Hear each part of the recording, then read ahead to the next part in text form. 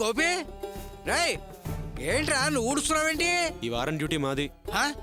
సరే భాగ్యం భాగ్యం సరే భాగ్యం ఏంటి ఇట్రా. ఏంటి ఏంటంటే అవతల మొగాడు వాకిలు ఉడుస్తుంటే నువ్వేం చేస్తున్నావు? దానికి పొగరు బట్టి వీడికి పిచ్చెక్కి చేస్తున్నారు. నన్నేం చేయమంటావు? ఏంటే వాగుతున్నావు? ఈ వారం వాకిలోడవలసిన పని వాళ్ళది, వాళ్ళు చేస్తున్నారు. అరే మగపిల్లాడు వాకిలు ఉడుస్తుంటే డ్యూటీలు గీటీలను దీర్ఘాలు తీస్తావేంటి? వెళ్ళు ఆ చీపురు తీసుకుని ఊడిపో. వాడి పెళ్ళం లోపలే ఉందిగా, దాన్ని పిలిచి ఓడమని చెప్పొచ్చుగా. సై ఆ పిల్ల కడుపుతో ఉంది, పైగా నీరసంగా ఉంది, ఏ పని చేయదని డాక్టర్ చెప్పాడని చెప్పారు కదా. ఓ అబ్బో, ప్రపంచంలో ఇడుగారు ఒక్కదే ఉంది కడుపుతో. మేము లేవా? మేము బిడ్డల్ని కనలేదా? నిన్ను నెలలో కూడా నా తిప్ప లేనే పడ్డాను. అయ్యో పాపమని ఎప్పుడన్నా చిన్న పని చేసి పెట్టావా? ఇక్కడ చెంచా తీసి అక్కడ పెట్టావా?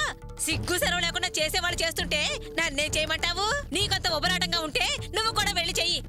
అమ్మా నేను బయలుదేరుతున్నా. మంచిది నాయనా, జాగ్రత్తగా వెళ్ళిరా. రేవతి పదమ్మా, నువ్వు వెళ్ళి నీ పని చూసుకో.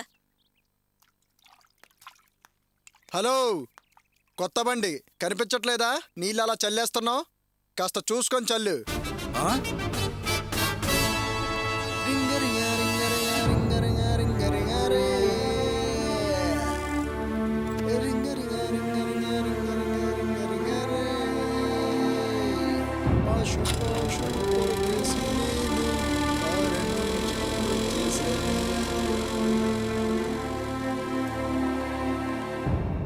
రే గోపి ఇక్కడితే నేను చల్లుతాను, నువ్వు లోపలికి వెళ్ళు. పర్వాలేదన్నా, నేను చల్లేస్తాను. నువ్వు వెళ్ళు, నువ్వు వెళ్ళు.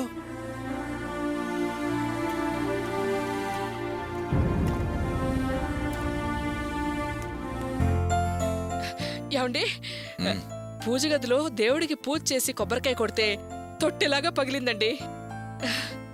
తెల్లవారుజామున నా కలలో చిన్ని కృష్ణుడు కనిపించాడు. ఇప్పుడేమో ఇది.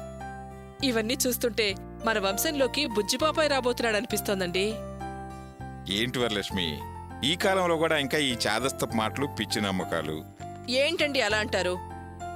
ఏదో మంచి జరగబోతుంది కాబట్టే ఆ భగవంతుడు అన్ని మంచి శకునాలే చూపిస్తున్నాడు. నేను జయంతిని అడిగా, విశేషం ఏమీ లేదంది.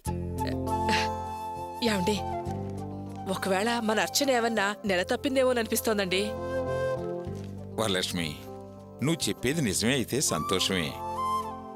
ఏమిటోనండి, నా మనసుకి అలా అనిపిస్తోంది. దేనికైనా మంచిది, ఒకసారి ఫోన్ చేయండి.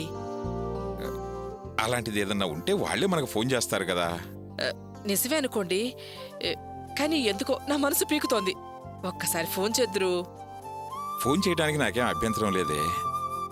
నువ్వన్నట్టు అర్చన నెల తప్పుంటే సంతోషమే, కానీ అలాంటిదేమీ లేదనుకో, మనం ఫోన్ చేసి దాన్ని అనవసరంగా బాధ పెట్టిన వాళ్ళం అవుతాం. కొంచెం ఆలోచించు. అవునండి, అదే నిజమే.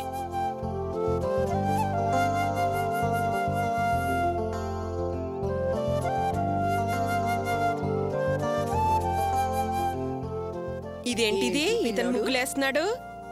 ఏంటయ్యా గోపి, ఇంట్లో ఒకళ్ళకి నలుగురు ఆడాళ్ళ నుంచుకుని నువ్వు పని చేయడమేంటి? ఏంటయ్యా గోపి, నువ్వు చేస్తున్నావు? ఇంట్లో అచ్చన లేదా? ఉందక్క, దానికి కొంచెం ఒంట్లో బాలేదు, అందుకే నేను చేస్తున్నాను. అచ్చనకు ఒంట్లో బాలేదు, బానే ఉంది. భాగ్యం అక్క ఉంది, వాసు పెళ్ళ ఉంది, రాణి ఉంది. వాళ్ళెవరన్నా చేయొచ్చు కదా, నువ్వు చేయడమేంటి? అంటే ఈ వారం కళ్ళేప చల్లడం మా వంతక్క, మా డ్యూటీ కదా, నేను చేస్తున్నాను. ఏంటయ్యా డ్యూటీ అంటున్నావు? ఒంట్లో బాగా లేనప్పుడు ఈ పంతాలేంటి? ఏదేమైనా మగడితే పని చేయించడం బాలేదు. ఉండి నేను భాగ్యం అక్కతో మాట్లాడతాను. ఉండదురా, పొద్దు పొద్దున్నే ఆవిడ నోట్లో నోరు పెట్టడం ఏంటి? ముందు వెనక చూడకుండా ఏదో అనేస్తుంది, తర్వాత మనం బాధపడాల్సి వస్తుంది. నువ్వు జరగవయ్యా గోపి, ముగ్గు నేను వేస్తాను. వద్దులేక, ఎప్పటికైనా అలవాటు చేసుకోవాల్సిందేగా, నేను వేసుకుంటా లేక, మీరు వెళ్ళండి. మరీ ఇంత మంచితనం పనికిరాదయ్యా. పదవే, మనకెందుకు మనకెందుకు పొద్దున్న పొద్దున్న ఈ గొడవ ఎందుకు మనకి? రా.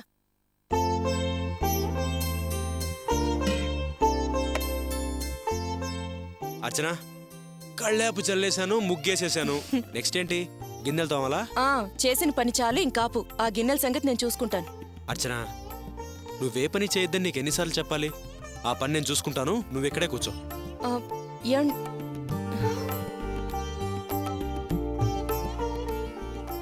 అన్నయ్య, ఏంటన్నయ్య గిన్నెలు నువ్వు తీసుకెళ్తున్నావు? ఏం లేదమ్మా, అర్చన్ని డాక్టర్ గారు 3 నెలల పాటు చాలా జాగ్రత్తగా ఉండమని చెప్పారు. అందుకే ఈ పనులు నేను చేస్తున్నాను. ఇటు ఇవ్వన్నయ్యా నేను కడిగిస్తాను. అయ్యో వద్దమ్మా, ఇప్పుడే స్నానం చేసావు, పైగా నీ కాలేజీకి టైం అవుతుంది, నువ్వు వెళ్ళు. కాలేజ్కి ఇంకా చాలా టైం ఉందన్నయ్యా, ఇలా ఇవ్వు నేను కడిగిస్తాను. వద్దులేమ్మా, నేను ఏయ్, కడుక్కు. ఆగవే. ఏంటి నువ్వు కడిగిచ్చేది? లోపలికి రా. నీకేనా చెప్పేది? పాపం అమ్మా అన్నయ్య. ఏంటే పాపం పుణ్యమంటూ తెగ రాగాలు తీస్తున్నావు? ఆయన గారు పెళ్ళాన్ని పువ్వుల్లో పెట్టుకుని చూసుకోవాలని చూస్తుంటే నువ్వేంటే గాలికి పోయే కంప తగిలించుకోవాలనుకుంటున్నావు? నువ్వు ఇక్కడ చేయాల్సిన పనులు చాలా ఉన్నాయి, పద. కొబ్బరి చట్నీ చేస్తానే, కొబ్బరి తురుగుతుంగా రా. నువ్వు రావే.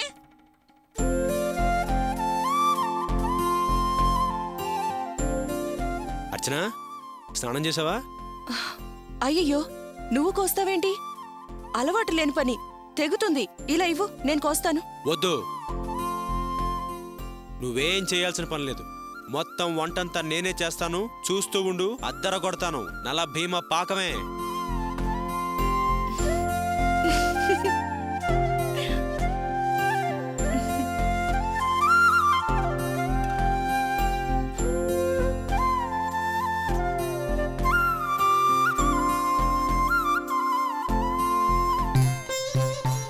నమస్కారం అండి.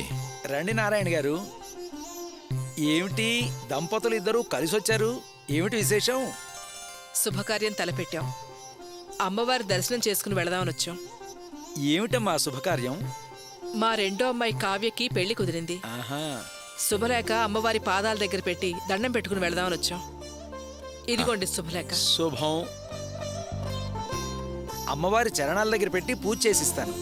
ఓం భూర్భువఃస్సువః తత్సవితుర్వరేణ్యం భర్గో దేవస్య ధీమహి ధియో యో నః ప్రచోదయాత్. క్షీరసముద్రరాజతనయాం శ్రీరంగధామేశ్వరీం దాసీభూత సమస్తదేవవనితాం లోకైకదీపాంకురాం శ్రీమన్. అమ్మా భవాని, ఈ శుభకార్యాన్ని గట్టెక్కించు తల్లి. నువ్వే చల్లగా చూడాలి. నీ దీవెన్లే రక్షమ్మా.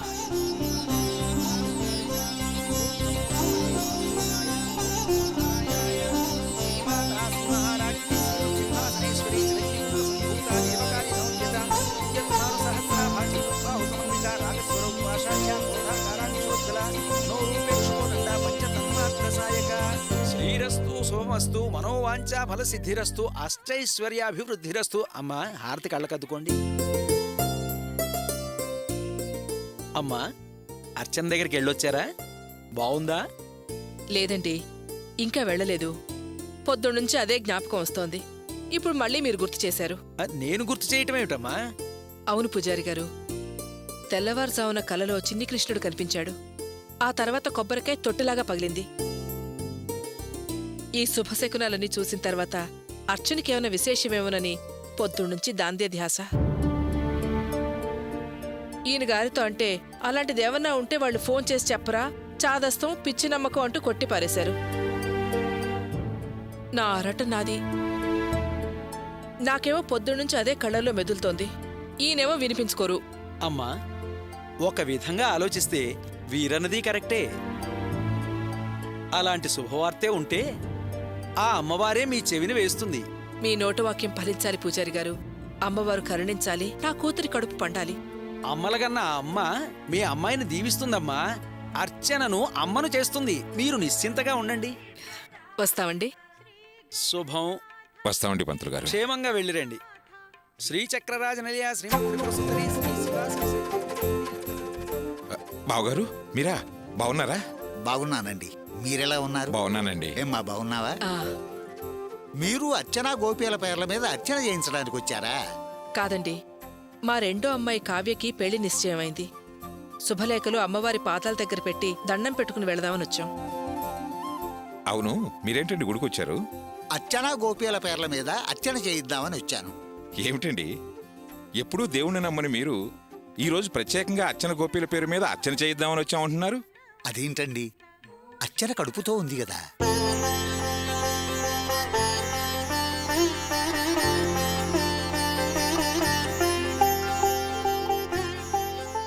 అందుకే చేయిద్దామని వచ్చాను. విన్నారా విన్నారా, నేను చెప్తే పిచ్చి భ్రమ అంటూ కొట్టి పారేశారు. ఇప్పుడేమంటారు? అర్చన నెల తప్పిందట. అన్నయ్య గారు, మీరనేది నిజమేగా? అవునమ్మా, గోపి వచ్చి ఈ విషయం నాతో చెప్పగానే నాకు చాలా ఆనందం వేసింది. వెంటనే అర్చనను చూడాలనిపించింది. కానీ నేనా గుమ్మం తొక్కలని శపథం చేశాను కదా, అందుకే ఆ ఇంటికి వెళ్ళలేకపోయాను. నేను పెద్దగా నమ్మని గుడికి ఈవేళ వచ్చి వాళ్ల పేరున అర్చన చేయిద్దామని వచ్చాను. అందుకేనండి ఇవాళ తెల్లవారుజాము నుంచి అన్ని శుభశకునాలే. మీరే నమ్మలేదు, అన్నీ తీసి పారేశారు. నమ్మటం నమ్మకపోవటం కాదు వరలక్ష్మి. ఒకవేళ నీ ఊహ నిజం కాకపోతే కావాలని వాళ్ళని బాధ పెట్టిన వాళ్ళం అవుతామనే వద్దన్నాను. అవునండి, ఈ విషయం అర్చన మనతో చెప్పకుండా ఎందుకు దాచింది? అమ్మా, తర్వాత నేరుగా వచ్చి ఈ చల్లని కబురు చెబుదామనుకున్నారేమో. త్వరలో అమ్మమ్మ హోదా వచ్చేస్తోందమ్మా నీకు. అన్నయ్య గారు, ఇలాంటి విషయాలు ముందు చెప్పేది కన్నతల్లికే కదా. మీరు చెప్పినట్టు కనీసం అతనన్నా వచ్చి చెప్పాలిగా. అమ్మా, మీరు మరో విధంగా ఆలోచించి తప్పుగా భావించకండి. మంచైనా చెడైనా ముందుగా నాకు చెప్పడం వాడికి అలవాటు. అందుకే నాకు చెప్పాడు. ఖచ్చితంగా మీ దగ్గరకొచ్చి కూడా చెబుతాడులేండి. లేదులేండి, వాళ్ళిప్పుడు మారారు. ఎప్పుడైతే కావ్యకి సంబంధం కుదుర్చుకున్నామో అప్పటినుంచి వాళ్ళిద్దరూ కాస్త తేడాగా ప్రవర్తిస్తున్నారు. మేము ఎంత దగ్గర కావాలని చూస్తున్నా వాళ్ళు అంత దూరంగా ఉంచుతున్నారు. మేవన్నీ మర్చిపోయి వాళ్ళ ఇంటికి వెళ్ళినా మా ముందు ఓ మాట అనటమే కానీ మళ్ళీ ఆ పని చేయడం లేదు. వాళ్ళేదో మనసులో పెట్టుకున్నారండి. అందుకే నిశ్చితార్థానికి కూడా రాలేదు. ఏంటి బావగారు, వారు ఏదేదో అంటున్నారు, మీరు మౌనంగా ఉన్నారు. అసలేం జరిగిందో కాస్త వివరంగా చెప్పండి. ఏం లేదులేండి బావగారు, మా వరలక్ష్మి ప్రతి విషయాన్ని పెద్ద చేసి మాట్లాడుతుంటుంది. దీనికి అన్నిటికీ కంగారు, ఆరాటం, సూదిని చూసి దబ్బనం అనుకునే రకం. ఏవో చిన్న చిన్న పొరపచ్చాలు, మాట పట్టింపులు తప్ప మా మధ్య గొడవలు ఇవ్వండి. ఆ మధ్య సందర్భంలో కొత్తగా రాబోయే అల్లుండి క్షమాపణ అడగమని వరలక్ష్మి గోపిని కోరింది. అందుకని అర్చనకి దీని మీద కోపం. కావ్య నిశ్చితార్థానికి పిలిచినా రాలేదని దీనికి అర్చన మీద కోపం. దీనికెంత పట్టుదలుందో దానికి అంతే ఉంది. దీని కూతురే కదా అది. ఇంతవరకు దీని పట్టుదల మా అందరి మీద చూయించేది ఇప్పుడు అర్చన మీద ఎలా చూయించాలా అని పొద్దుటి నుంచి ఆరాటపడుతుంది. అమ్మా, వాళ్ళ చిన్నతనం. తెలిసో తెలియకో ఏదన్నా పొరపాటు చేసినా అంతగా మనసులో పెట్టుకోకండి, పెద్దగా ఆలోచించకండి. కన్న కూతురు కదా, కాదనుకోలేరు కదా. చిన్నప్పుడు కడుపు చూసేది, కడుపుతో ఉన్నప్పుడు చేరదీసేది మీరే కదా. నేను చాలా వరకు సర్దుకుపోతున్నాను అన్నయ్య గారు, కానీ అదే నాతో సర్దుకోలేకపోతోంది. దానికోసం నేను ఎంత బాధపడుతున్నానో నాకే తెలుసు. అయినా అమ్మ దగ్గర దానికి ఎందుకంటే ఎంత పట్టుదల? ఒక మాట మాకు చెప్పొచ్చు కదా. సరేనమ్మా, వాళ్ళు చెప్పకపోవడం పొరపాటే. వాళ్ల తరఫున పెద్దవాడిగా నేను చెబుతున్నాను. అర్చన గర్భవతి అయిందమ్మా. మీరే నేరుగా వెళ్ళి ఒక్కసారి చూసిరండి. మీరు వెళ్ళొస్తే వాళ్ళు కూడా ఎంతో సంతోషపడతారు. చూడండి బావగారు, నిశ్చితార్థానికి రాలేదని బాధగా ఉన్నా కావ్య పెళ్లికి శుభలేఖలు ఇయటానికి స్వయంగా మేము వెళతాం కదా. అప్పుడు ఈవిడే అది ఒకటైపోతారులేండి. మీరేం కంగారు పడకండి. అన్నట్టు మీకు శుభలేఖ ఇవ్వాలి. ఇంటికెప్పుడు రమ్మంటారు? నాదేముందండి, ఎప్పుడైనా రావచ్చు. నేనెప్పుడూ ఇంట్లోనే ఉంటాను.